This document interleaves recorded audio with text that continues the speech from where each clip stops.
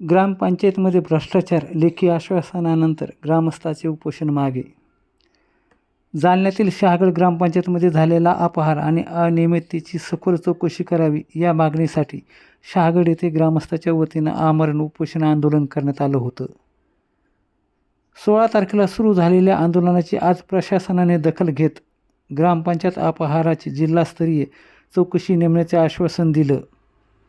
प्रशासनाच्या या आश्वासनामुळे ग्रामस्थांनी तिसऱ्या दिवशी हे उपोषण आंदोलन स्थगित केले. शहागड विकास युवा संघर्ष समितीच्या वतीनं हे उपोषण आंदोलन करण्यात आलं होतं. शहागड ग्रामपंचायतमध्ये ग्रामसभेला दिलेले कायदेशीर अधिकार डावलून ग्रामपंचायतमार्फत विकास निधी खर्च केल्याचा गंभीर प्रकार समोर आला होता.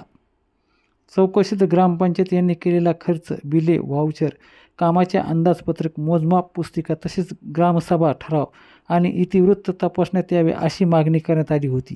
तसेच दोषी आढळणाऱ्या सरपंच, उपसरपंचावर आवश्यक ती कारवाई करावी आणि संबंधित ग्रामसेवकाच्या भूमिकेबाबत स्वतंत्र विभागीय चौकशीचे आदेश देऊन त्याच्यावर शिस्तभंगाची कारवाई करण्यात यावी यासह इतर मागण्यासाठी हे आंदोलकांनी उपोषण केलं होतं.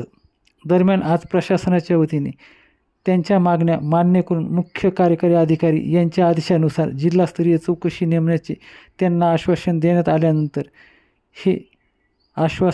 हे आंदोलकांनी आपलं उपोषण मागे घेतलं. गट विकास अधिकाऱ्यांच्या लेखी आश्वासनानंतर तिसऱ्या दिवशी ग्रामस्थांनी हे आमरण उपोषण मागे घेतले. मॅडम, शहागड येथे मागील 3 दिवसापासून उपोषण चालू आहे. ते नेमकंच आता तुमच्या हातचे चुकले, त्या संदर्भात आपण नेमकं काय सांगाल? शहागड इथं 9/2ला माझ्याकडे तक्रार आला होता. त्या संदर्भात आपण विस्तार अधिकारी मार्फत चौकशी समिती नेमली, पण त्यांना ती मान्य नसल्यामुळं आम्ही परत असिस्टंट व्हिडिओ सहाय्यक गट विकास अधिकारी यांच्या अध्यक्षतेखाली पण काल समिती नेमण्याचा निर्णय घेतला होता, पण तीही त्यांनी मान्य न केल्यामुळं काल संध्याकाळी मी माननीय मुख्य कार्यकारी अधिकारी मॅडमशी चर्चा केली व त्यांनी जिल्हास्तरीय समिती नेमलेली आहे आणि जिल्हास्तरीय समितीकडून 5 दिवसाच्या आत ह्यावर अहवाल सादर करण्यात येणार आहे. चौकशी पण करण्यात येणार आहे.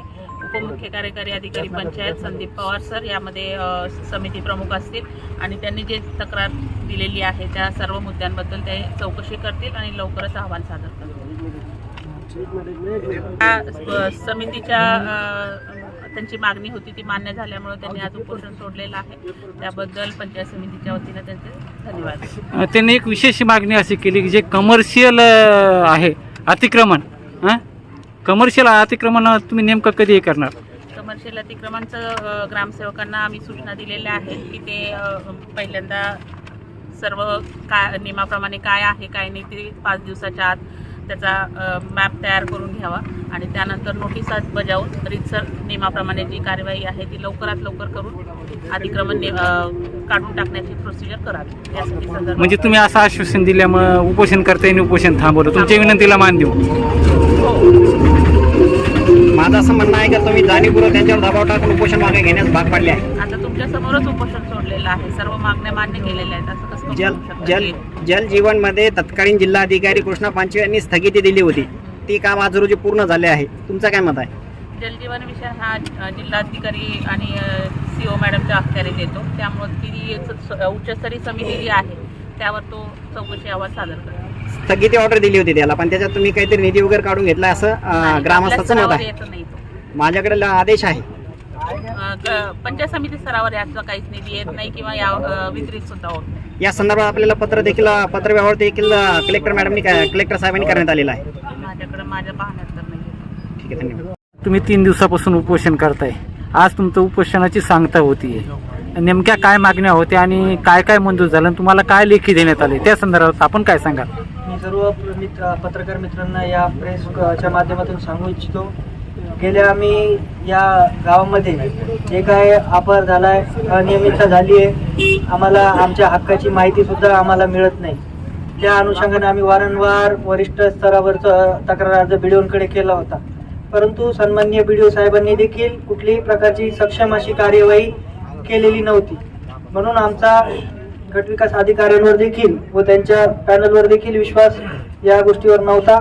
त्याच्यामुळे आम्ही स्पेसिफिक तक्रार केल्यानंतर त्यामध्ये जिल्हाधिकाऱ्यांकडे आम्ही जी तक्रार केली त्यामध्ये सर्व गोष्टी नमूद केल्यात. मग अनियमितता झाली, कुठं काय झालं असेल, ग्रामसभा आमच्याकडे कधी आयोजित करण्याची पद्धत आमच्या या गावकऱ्यांच्या अधिकाऱ्यांना म्हणजे महाराष्ट्र ग्रामपंचायत अधिनियम जो कारवाई करण्यासाठी सांगतो त्याचं पालन इथं होत नाही. इथं संविधानाच्या तरतुदीचं पालन पण इथं होत नाही. संविधानाच्या तरतुदी सुद्धा पायदळी तोडवण्याचं काम हे अधिकारी इथं आजपर्यंत करत आलेले. परंतु आम्हाला एक कायद्याचा विद्यार्थी म्हणून ही माझी जबाबदारी होती आणि हे माझं स्वतःचं गाव होतं आणि इथं ह्या समस्या मला रोज माझ्यासह असंख्य गावकऱ्यांना या समस्या भेडसावत होत्या आणि त्याला वाचा फोडण्यासाठी एक आम्ही आंदोलन उभा केलं होतं. शहागड युवा संघर्ष समितीच्या वतीने सर्व हिंदू मुस्लिम सर्व पक्षीय लोकांनी यात सहभाग नोंदवला. एक मोठं आंदोलन उभा केलं आणि आम्ही गेल्या 16 तारखेपासून आमरण उपोषण या ठिकाणी केलं होतं. हे उपोषण करणं देखील आमच्यासाठी खूप कठीण गेलं. का तर माजी आमदारानं इथली जी त्यांची राजकीय व्यवस्था बसून ठेवली होती त्या राजकीय व्यवस्थेच्या आणि माजी आमदाराच्या दबावापोटी आम्हाला पोलीस स्टेशनच्या इन्व्हॉल्व सुद्धा आम्हाला मिळालं नाही. आम्हाला जे ते पोलीस स्टेशनला आम्ही जेव्हा 2 वेळेस तिथं इन्व्हॉल्व करण्यासाठी गेलो, माझे सहकारी आधी गेले, शेवटला मी सुद्धा तिथं गेलो. मी तिथल्या CCTV फुटेजमध्ये ते पत्र दाखवून शेवटी मला वापस परत यावं लागलं. उद्या काय माझ्यावर कारवाई झाली तरी मी त्या कारवाईला घाबरत नाही. जी काय कारवाई झाली त्याला पण मी घाबरत नाही. परंतु हा जो दबाव आहे तुम्हाला प्रेसला मी सांगू इच्छितो की आम्हाला पहिल्या दिवशी रात्रभर लाईट पण नव्हती. इव्हन पोलीस मशनरीचा एक कर्मचारी साहेब आमच्याकडे कुठला कर्मचारी तर फिरकला देखील नाही.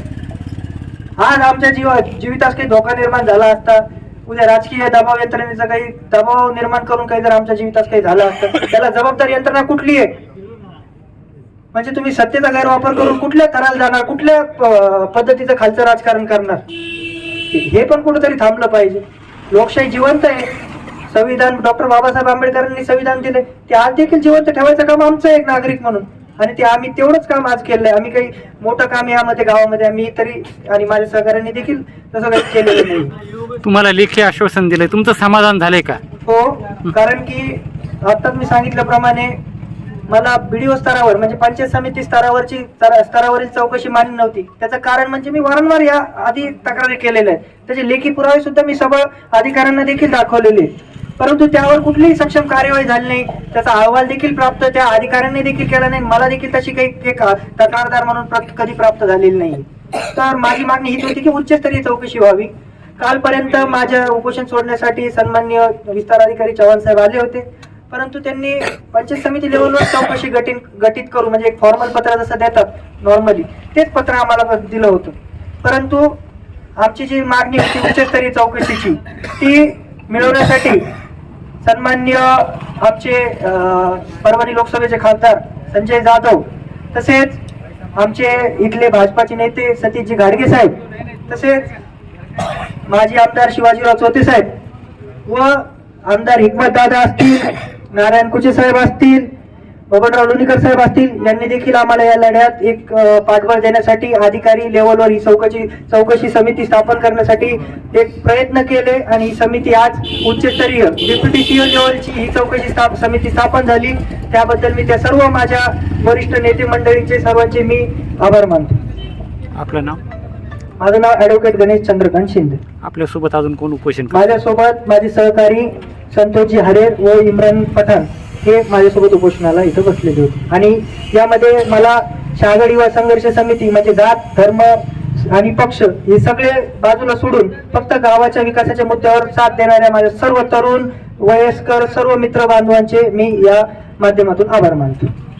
आता आम्ही जे शहागडकर जे लोक सगळे इथून उपस्थित आहे आणि हे अमर उपोषण जे आहे तर आम्ही खालच्या पातळीवर सगळं पाहणी केली. ग्रामपंचायत लेवल काही वारंवार आम्हाला तक्रार येत होत्या लोकांच्या. ते म्हणत होते सज्जन माणूस कुणीतरी आहे का गावात, सज्जन माणूस कुणी आहे तरी गावात.